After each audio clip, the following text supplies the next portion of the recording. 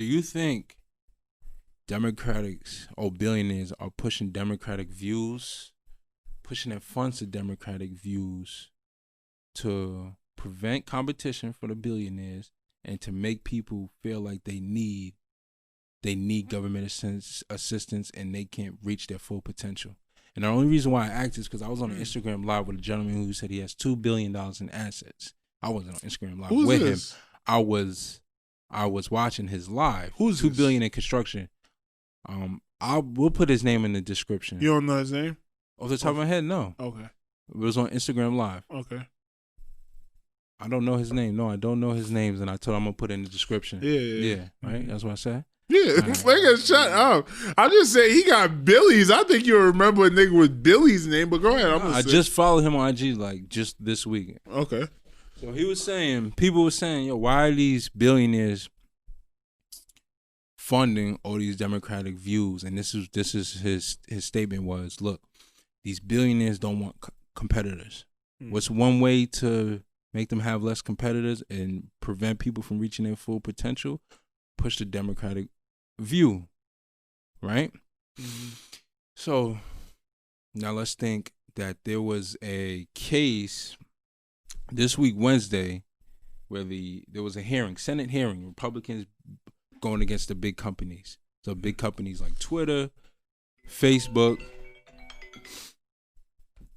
right? Twitter, Facebook, Google.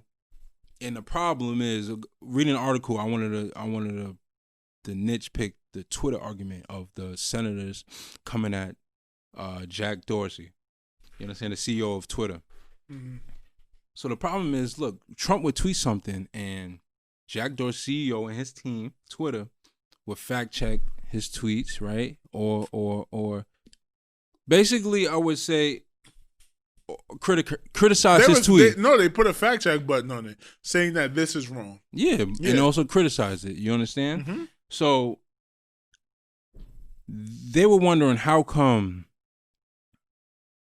Twitter's doing this to President Trump, but they prevented accounts from sharing the New York Post story of wrongdoing recovered from Hunter Biden laptop, which is Biden's son, money laundering investigation, right? Why did Twitter censor so many of Trump's tweets, but leave up tweets by Iran's Ayatollah Khamenei threatening destruction of Israel and denying the Holocaust? Or tweet by a member of the Chinese government accusing the U.S. of causing the coronavirus pandemic, or satirical tweet accusing Senator Ron Johnson of killing his neighbor's dog.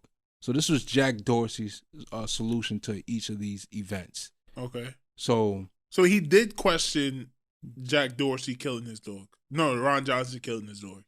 Yes, he's wondering how come like these weren't fact checked or taken off of Twitter. Ron Johnson is Republican. Okay. Yeah. Okay. So here was Jack Dorsey's solutions to all those events I was stated of why like these tweets weren't banned or fact checked or removed from Twitter. Okay. In the case of Hunter Biden story, he said the company incorrectly applied its policy on hack materials in reverse course in a day. That's so stupid. So what they're saying is that, okay, the story is true, but someone got it through hacking, so we're not going to report it. What the fuck does that mean? Have you ever heard of Edward Snowden? We've all heard about Edward Snowden, right? That's the guy who did the WikiLeaks. He got it all illegally, and he was what do they call it? Whatever. He released information. Everyone reported on it because it's news. Yes, he got it illegally, but that's sometimes the job of a reporter. Yeah. So that's a dumbass fucking excuse. It is, right? Well, go ahead. So he said Trump tweets weren't censored. They were just flagged as misleading or dangerous and had extra context added to them. And then the Ayatollah's tweets didn't violate Twitter's policies because they count as sabre rattling, which is the display or threat of military force against foreign adversaries that the company tolerates from world leaders. As with many congressional hearings, the point of this wasn't really to get answers, but sound bites. That's what they said. So They said no one was readier to add their sizzle reel than Ted Cruz, the Texas Republican. This was a technique. So what Ted Cruz said, the Texas Republican, this technique is basically bullying. You understand? So what I'm about to say, let's correlate it to what happened to the CEO of Reddit. He basically got bullied to the point he committed suicide. Right? You would say that, right? The government bullied him to where... Yes. All right, bro. I can't deal with this situation. Mm-hmm. Senator Ted Cruz, the Texas Republican, he asked Twitter CEO Jack Dorsey, Mr. Dorsey, who the hell elected you and put you in charge of what the media are allowed to report and what the American people are allowed to hear? Yes. Understandable, yes. Remember what I asked before? I said, why are these billionaires pushing Democratic views? Where are they putting their money to Democratic views? Mm-hmm. Is this money that Jack Dorsey is getting where you have to censor Republican tweets or the POTUS tweets?